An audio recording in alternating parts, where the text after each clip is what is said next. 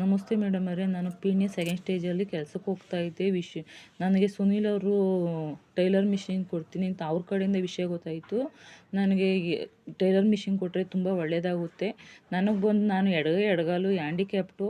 ನಮ್ಮ ಯಜಮಾನಂಗೆ 6 ತಿಂಗಳಿಂದ ಸ್ಲೋ ಕೊಡ್ದು ಮನಿಕೊಂಬಿಟ್ಟಿದ್ದಾರೆ. ಮತ್ತು ನನ್ನ ಮಗಳೂ ಸ್ವಲ್ಪ ಕಣ್ಣಿಗೆ ಪ್ರಾಬ್ಲಮ್ ಐತೆ. ನನ್ನ ಮಗಳು ಈಗ 4ನೇ ಕ್ಲಾಸ್ ಓದ್ತಿದ್ದಾಳೆ. ನಾವು ಒಂದು ಸ್ವಲ್ಪ ಬಾಡಿಗೆ ಮನೇಲಿ ಇದ್ದೀವಿ. ನಮ್ಮ ಯಜಮಾನ್ರು ಈಗ ಬಾಡಿಗೆ ಕಟ್ಟೋಕ್ಕೂ ಹೋಗ್ತಾ ಇಲ್ಲ, ಮತ್ತು ಕೆಲ್ಸಕ್ಕೂ ಹೋಗೋಕ್ಕಾಯ್ತಾ ಇಲ್ಲ. ಎಲ್ಲ ಮನೆಗಿರುತ್ತವೇ. ನಾನೆಲ್ಲ ಇದು ಮಾಡಬೇಕಾಗುತ್ತೆ. ನೀವು ಕೊಟ್ಟರೆ ಒಂದು ಸ್ವಲ್ಪ ನಾವೇನೋ ಹೆಲ್ಪ್ ನೇಚರ್ ಮಾಡ್ಕೊಂಡು ಟೈಲರ್ ಮಿಷಿನ್ ಕೊಟ್ಟರೆ ನಮಗೆ ಒಂದು ಸ್ವಲ್ಪ ಇದಾಗುತ್ತೆ. ನಮ್ಗೆ ಜಾಲಹಳ್ಳಿ ಕ್ರಾಸಲ್ಲಿ ವಿಷಯ ಗೊತ್ತಾದ್ರಿಂದ ನಿಮಗೆ ಕೇಳ್ಕೊತಾ ಇದ್ದೀವಿ.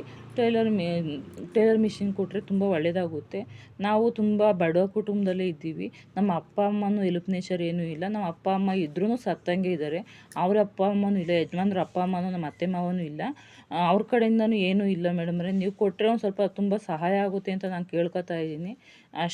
ಕೇಳ್ಕೊಳ್ಳೋದು ಅಷ್ಟೇ ಮೇಡಮ್ರೆ, ಇನ್ನೇನು ಇಲ್ಲ. ನನ್ನ ಮಗಳಿಗೂ ತುಂಬ ಪ್ರಾಬ್ಲಮ್ ಐತೆ ಕಣ್ದು. ನಮ್ಮ ಯಜಮಾನ್ರಿಗೂ ಈ ಥರ.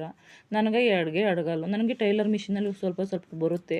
ನನ್ನ ಬಟ್ಟೆ ನಾನು ಸ್ಟಿಚ್ ಹಾಕ್ಕೊಳ್ಳೋಕ್ಕಾದ್ರೂ ನನಗೆ ಹೆಲ್ಪ್ ನೇಚರ್ ಮಾಡುತ್ತೀರಾ ಅಂತ ಅಂದ್ಕೊಂಡು ಕೇಳ್ಕೊತಾ ಇದ್ದೀನಿ.